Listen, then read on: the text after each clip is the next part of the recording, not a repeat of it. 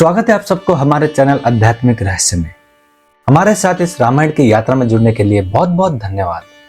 अगर आप पहली बार हमारे चैनल पे आए हो तो प्लीज चैनल को सब्सक्राइब जरूर करें। तो चलिए शुरू करते हैं। अयोध्या कांड 28वां सर्ग। श्री राम का वनवास के कष्ट का वर्णन करते हुए सीता को वहां चलने से मना करना। धर्म को जानने वाली सीता के इस प्रकार कहने पर भी धर्मवत्सल श्री राम ने वन में होने वाले दुखों को सोचकर उन्हें साथ ले जाने का विचार नहीं किया।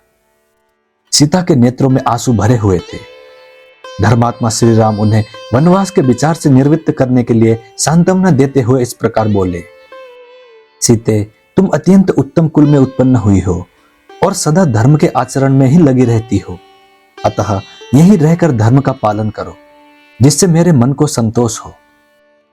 सीते, मैं तुमसे जैसा कहूं वैसा ही करना तुम्हारा कर्तव्य है। तुम अबला हो।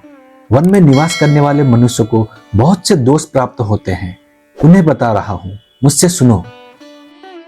सीते, वनवास के लिए चलने का यह विचार छोड़ दो। वन को अनेक प्रकार के दोषों से व्याप्त और दुर्गम बताया जाता है। तुम्हारे हित की भावना से ही मैं ये सब बातें कह रहा हूं। जहां तक मेरी जानकारी है, वन में सदा सुख नहीं मिलता, वहां तो सदा दुख ही मिला करता है। पर्वतों से गिरने वाले झरनों के शब्दों को सुनकर उन पर्वतों की कंदराओं में रहने वाले सिंह दहाड़ने लगते हैं। उनकी वह गर्जना सुनने में बड़ी दुखदायिनी प्रतीत होती है। इसीलिए वन दुखमय ही है। सीते, शून्य वन में निर्भय होकर क्रीड़ा करने वाले मत वाले जंगली पशु मनुष्य को देखते ही उस पर चारों ओर से टूट पड़ते हैं। अतः वन दुख से भरा हुआ है।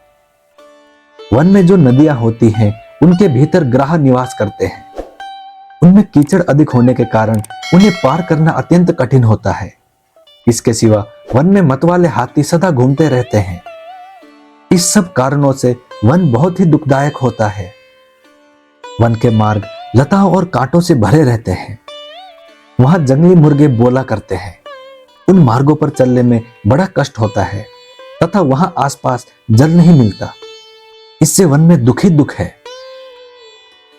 दिन भर के परिश्रम से थके मांदे मनुष्य को रात में जमीन के ऊपर अपने आप गिरे हुए सूखे पत्तों के बिछोने पर सोना पड़ता है। अतः वन दुख से भरा हुआ है। सीते, वहां मन को वश में रखकर वृक्षों से स्वतः गिरे हुए फलों के आहार पर ही दिन रात संतोष करना पड़ता है। अतः वन दुख देने वाला ही है। मिथिलेश कुमारी, अपनी शक्ति के अनुसार उपवास करना, सिर पर जटा का भार ढोना और वलकल वस्त्र धारण करना, यही वहां की जीवन शैली है।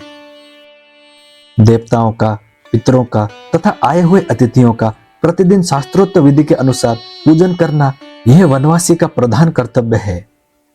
वनवासी को प्रतिदिन नियम पूर्वक तीनों समय स्नान करना होता है। इसलिए वन बहुत ही कष्ट देने वाला है।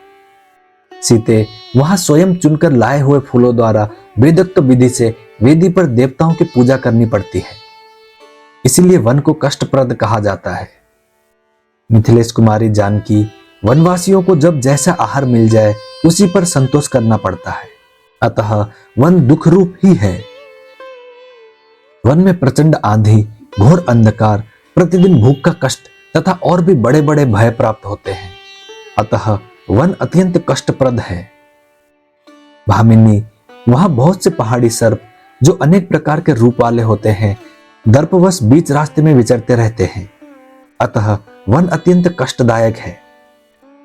जो नदियों में निवास करते और नदियों के समान ही कुटिल गति से चलते हैं, ऐसे बहुसंख्यक सर्प वन में रास्ते को घेर कर पड़े रहते हैं। इसीलिए वन बहुत ही कष्टदायक है।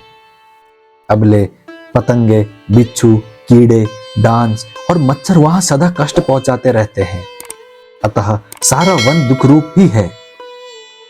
भामिनी, वन में कांटेदार वृक्ष, कुश और कास होते हैं, जिनकी शाखाओं के अर्घभाग सब ओर फैले हुए होते हैं। इसलिए वन विशेष कष्टदायक होता है। वन में निवास करने वाले मनुष्यों को बहुत से शारीरिक क्लेशों और नाना प्रकार के भयों का सामना करना पड़ता है। अतः वन सदा दुख रूप ही होता है। वहां क्रोध और लोभ को त्याग देना होता है। तपस्या में मन लगाना पड़ता है और जहां भय का स्थान है, वहां भी भयभीत न होने की आवश्यकता होती है। अतः वन में सदा दुख ही दुख है। इसीलिए तुम्हारा वन में जाना ठीक नहीं है। वहां जाकर तुम सकुशल नहीं रह सकती। मैं बहुत सोच विचार कर देखता और समझता हूं कि वन में रहना अनेक दोषों का उत्पादक बहुत ही कष्टदायक है। जब महात्मा श्री राम ने उस समय सीता को वन में ले जाने का विचार नहीं किया, तब सीता ने भी उनकी उस बात को नहीं माना।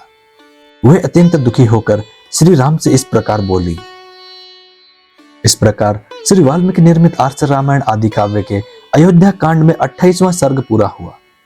मैं उम्मीद करता हूं श्री राम जी आपकी सारी मनोकामनाएं पूरी करें। जय श्री राम, जय हनुमान। अब मिलते हैं अगली वीडियो में।